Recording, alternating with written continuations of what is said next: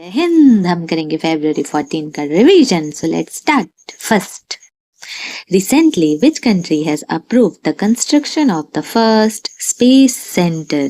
क्या space centre कहाँ? In the deep waters of the South China Sea. क्या space space तो ऊपर है, डीप वाटर तो नीचे है. ये ईस्ट और वेस्ट का क्या कॉम्बिनेशन है, देखते हैं. तो ये चाइना ने अनाउंस किया है और इस शेड्यूल टू बी ऑपरेशनल. ये कब से ऑपरेशनल मतलब चालू हो जाएगा? 2030 with room for 6 scientist. 6 scientist बैठ के काम कर सकते हैं on missions that will last as long as a month. मतलब महीनों के लिए बैठ सकते हैं. The methane rich hydrothermal vents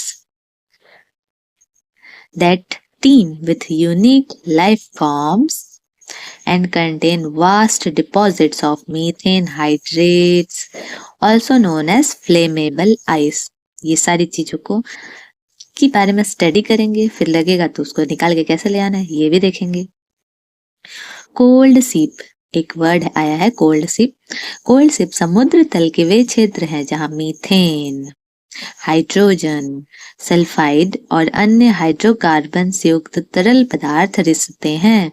way tube worm, muscles और क्लैम्प सहित अनोखे जीवन रूपों का घर है. जब हम लोग ने जो गया होगा वो देखा होगा, ऐसे डीप सी डाइविंग के लिए जाते हैं, स्कूबा डाइविंग के लिए, तो बहुत डिफरेंट टाइप प्लांट्स दिखते हैं. वो सारी चीजें हैं ये पिक्चर है.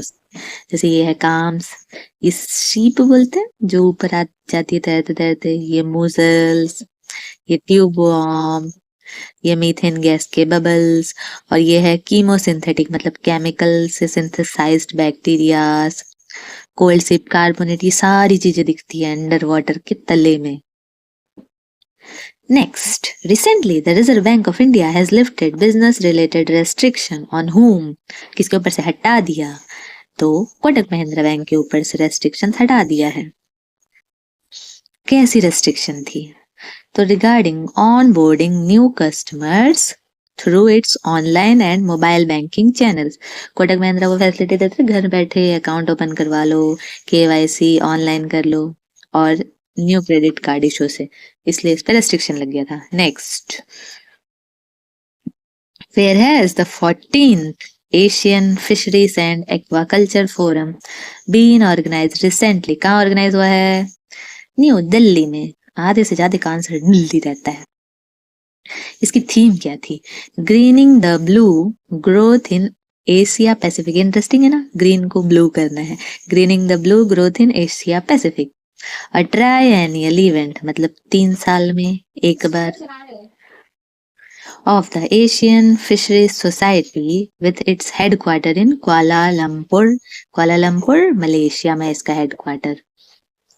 This prestigious event is being hosted in India for the second time. India में सेकेंड टाइम हो रहा है आफ्टर द 8th. जो 8th वाला हुआ था कहाँ पे? कोचीन 2007 में. उसके बाद ये सेकेंड नंबर का है. और इसको ऑर्गेनाइज मतलब इसका उद्घाटन कौन किया है? तो जो मिनिस्ट्री ऑफ फिशरीज और एक्वाकल्चर है उन्होंने इसका उद्घाटन किया है. नेक्स्ट, रिसेंटली ATDC क्या है और SECL ये तो जाना पहचाना लग रहा है, have signed MOU to empower 400 unemployed youth of which state. तो किसको मिलेगा? मध्य प्रदेश और छत्तीसगढ़ को एम्प्लॉय करेंगे. किससे? जो कॉर्पोरेट सोशल रिस्पॉन्सिबिलिटी होती है उसके through. Apparel training and design centre Gurugram, south eastern coalfield limited, ये दोनों टाई अप किए हैं. ये एम्पावर करेंगे किसको? जो अंडर प्रिविलेज्ड यूथ हैं, EWS कैटेगरी के, इकोनॉमिकली वीकर सेक्शन, उनके लिए. तो ये सीख के वो बिजनेस भी स्टार्ट कर सकते हैं, small scale business. Where has the 5th meeting of National Traders Welfare Board has been organized recently? कहाँ हुआ? कहाँ? तो ये भी हुआ न्यू दिल्ली में. सब दिल्ली में ही होता है. मीटिंग पॉइंट नाम रख दो दिल्ली पॉइंट से. Which date has been declared as the first Gulf of America Day? Donald Trump आके सबसे पहले तो गल्फ ऑफ मैक्सिको को बोल दिया वो गल्फ ऑफ अमेरिका है. अब गल्फ डे भी सेलिब्रेट करना है. तो ये 9 फरवरी को सेलिब्रेट करने का ऐलान कर दिए हैं। ये है ये गल्फ ऑफ मैक्सिको।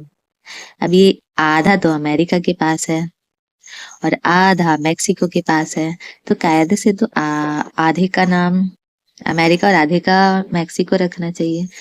खैर, इनके पड़ोसियों की दिक्कत ये जाने। Next, recently India has organised a military exercise cyclone 2 with which country?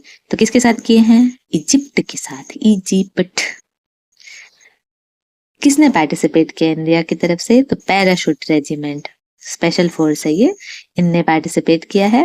और कहाँ कंडक्ट हुआ है? इजिप्ट में। ये है इजिप्ट।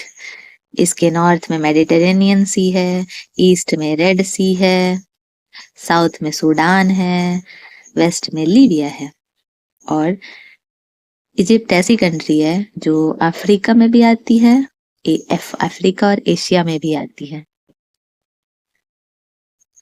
और इजिप्ट को जो नील रिवर है उसकी देन कहा जाता है, क्योंकि ये इतनी ज्यादा फ्लरिश नील रिवर की वजह से ही होती है।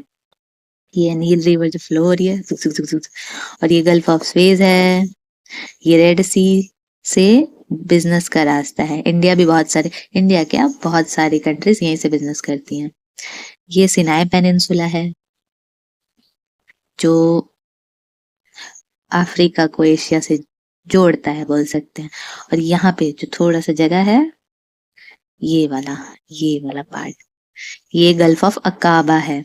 ये 3 कंट्री का ओपनिंग पॉइंट है यहाँ पे। एक तो इजराइल का, एक जॉर्डन का और एक सऊदी अरेबिया। ये तीनों से ऐसे घिरा हुआ है। और एक इम्पोर्टेंट लेक है, लेक नासिर, वो भी यहीं पे है। ट्रॉपिक ऑफ कैंसर भी यहाँ से पास हो रही है। और इजिप्ट का कैपिटल क्या है? इजिप्ट का कैपिटल है Cairo.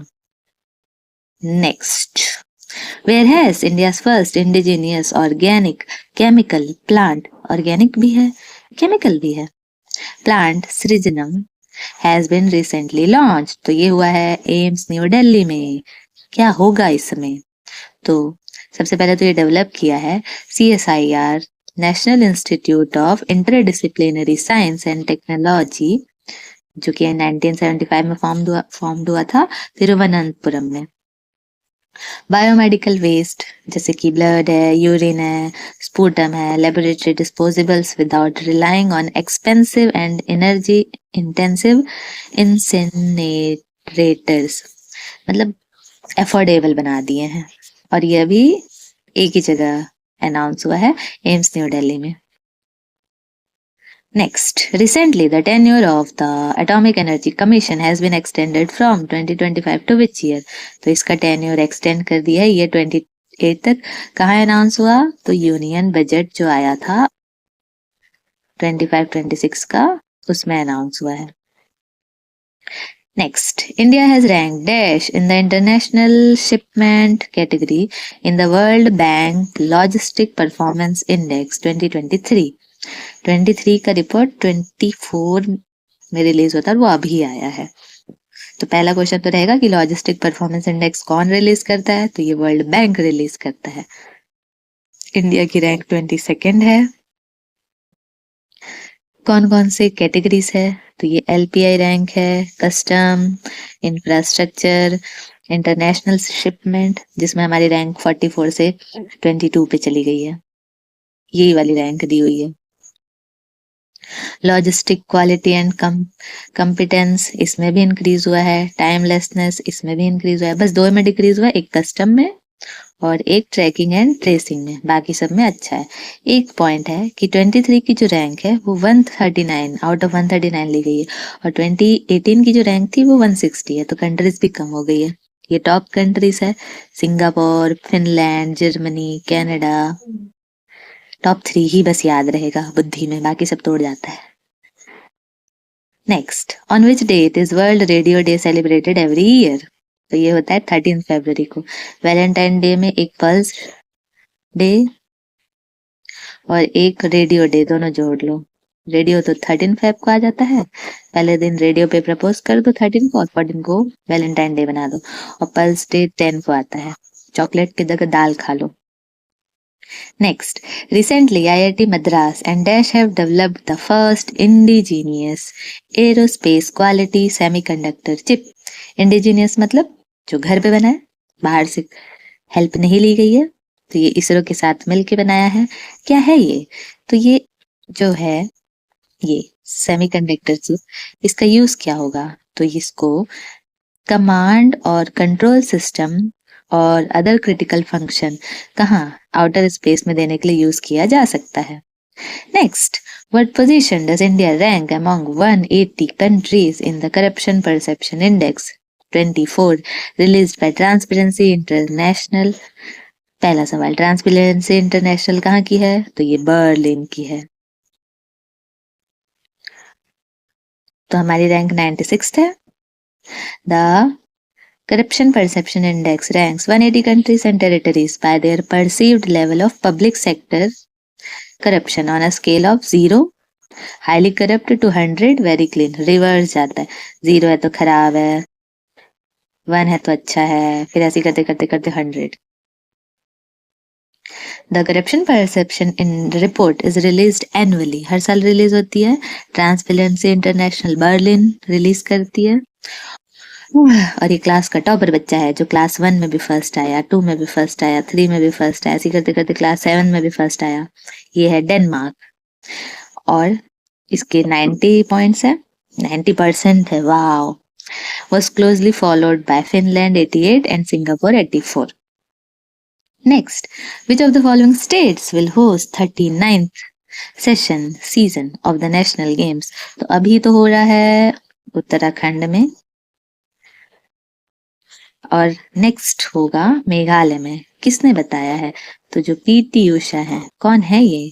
PT Usha Indian Olympic association की हेड है, इन्होंने बताया।